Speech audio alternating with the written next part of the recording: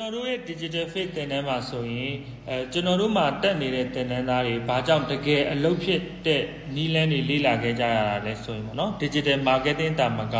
business တစ်ခုလုံးတိုးတက်အောင်မြင်အောင်ဘယ်လိုလုပ်ရမလဲဆိုတဲ့အကြောင်းအရာတွေကိုသူတို့လေ့လာကြရတာဖြစ်ပါတယ်ဒီအကြောင်းအရာလေးကတော့ကျွန်တော်တို့ business group coaching လို့ခေါ်တယ်ပေါ့နော်ဒါကကျွန်တော်တို့သင်တန်းမှာ bonus ပေးတဲ့အကြောင်းအရာလေးတွေတည်းတစ်ခုပေါ့နော်ဒီထဲမှာကျွန်တော်တို့ပေါ့နော်ဒီကြံခဲ့တဲ့ရက်ကလောက်ထားတယ်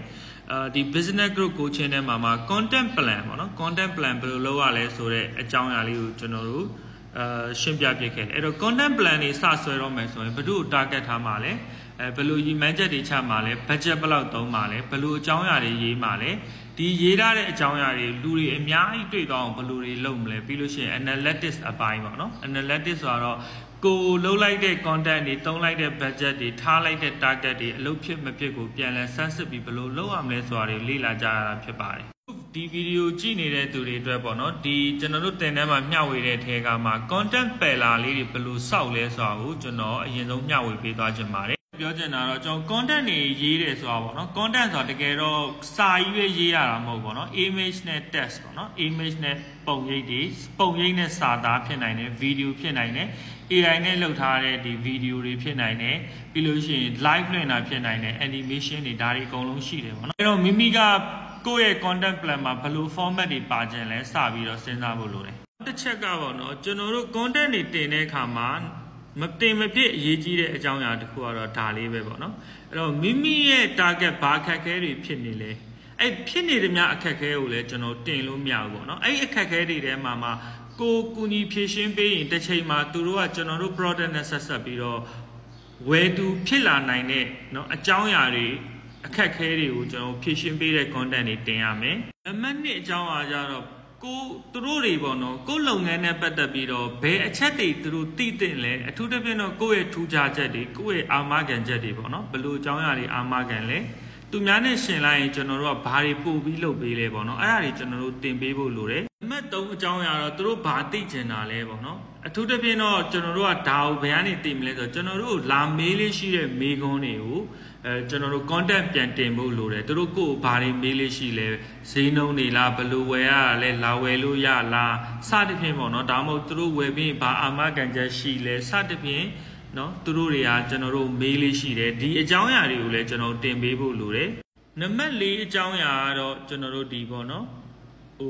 ်သူတို့ကို target တွေကချိတ်ဆက်ပြီးတော့ပေါ့နော်သူတို့ပါဝင်ပတ်သက်လာစီဘယ်အကြောင်းအရာလေးတွေလုပ်ပေးရမလဲပေါ့နော်အထူးသဖြင့်ကျွန်တော်တို့က giveaway လေးတွေပေးပြီးတော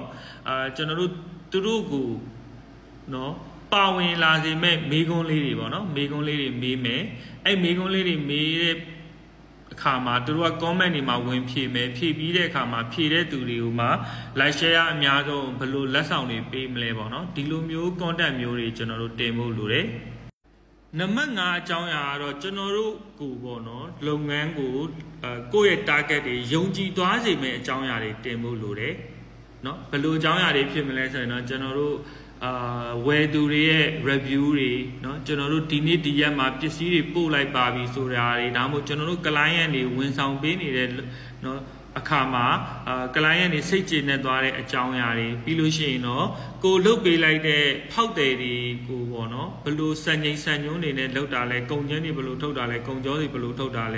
ဲကျွန်တော်တို့ရဲ့ဝန်ဆောင်မှုမှာစံသတ်မှတ်ထားတဲ့အရာတွေဒါတွေကိုကျွန်တော်တင်လို့ရတယ်နံပါတ်6ကတော့ကိုရောင်းချင်ဝယ်ချင်တဲ့အကြောင်းအရာတွေပေါ့နော်ကိုရဲ့ page မှာတင်ရမယ်ပေါ့နော်โอเคအဲ့လိုတင်တဲ့အခါမှာလဲเนาะကိုကတခါတည်းပေါ့နော်သူတို့ဝယ်သွားစေမဲ့အရာတွေကိုကျွန်တော်တင်ဖို့လိုတယ်ဒီအယောင်းဝယ် post တွေရေးတဲ့အခါမှာအရေးကြီးဆုံးကတော့အချက်3ချက်လိုတယ်ပေါ့နော်တစ်အချက်ကတော့ကိုယ့်ရဲ့ product service ကကိုယ့်ရဲ့ဝယ်မဲ့သူတွေကိုဘယ်ခက်ခဲကိုဖြည့်ရှင်းပေးမှာလဲဒါမှမဟုတ်သူတို့ဖြစ်စင်နေတဲ့ဘယ်အကြောင်းအရာကိုကို product service ကပြည့်ဝအောင်လုပ်ပေးနိုင်မလဲဆိုတာကိုကွက်ကွက်ကွင်းပေါ်အောင်ရေးဖို့လိုတယ်နံပါတ်2ချက်ကတော့အခြားဘယ်မှာမှမရနိုင်တဲ့အကြောင်းအရာတွေကိုပေါ့နော်ကိုကဘယ်လောက်ထိလုပ်ပေးတာလဲဆိုတဲ့အကြောင်းအရာတွေကိုဖော်ပြပေးနိုင်ရမယ်နံပါတ်3ချက်ကတော့အခုချက်ချင်းဝယ်သွားစေမယ်เนาะရက်အကန့်အသတ်နဲ့ဒါရနိုင်ကြောင်းเนาะလူကြီးအကန့်အသတ်နဲ့ရနိုင်ကြောင်းဒီ ဒီလိုအကန့်အသတ်အတွင်းမှာဘယ်လို short သေးတွေဘယ်လိုလက်ဆောင်တွေပါလဲပေါ့နော်ဒီအချက်တွေပါဝင်ဖို့လိုအခုရှင်းပြခဲ့တဲ့အကြောင်းအရာတွေကပေါ့နော်ကျွန်တော်တို့ content တွေရေးဖို့စဉ်းစားရမှာထည့်သွင်းစဉ်းစားရမယ့်အကြောင်းအရာ6မျိုးပဲဖြစ်ပါတယ်ကျွန်တော်ကတော့ကြော်တင်လက်ပါ digital marketing နဲ့ပတ်သက်တဲ့အကြောင်းအရာများကိုမျှဝေပေးသွားမှာဖြစ်လို့ဒီဗီဒီယိုလေးရဲ့အောက်မှာမိမိဖြစ်နေတဲ့ digital marketing နဲ့ပတ်သက်တဲ့အခက်အခဲလေးတွေကိုပြောခဲ့ပေးနိုင်ပါတယ်